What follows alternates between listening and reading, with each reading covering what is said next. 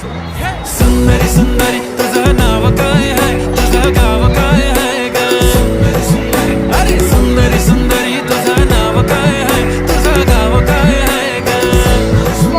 अरे सुंदरी सुंदरी तुझं नाव काय आहे, तुझं गाव काय आहे ग?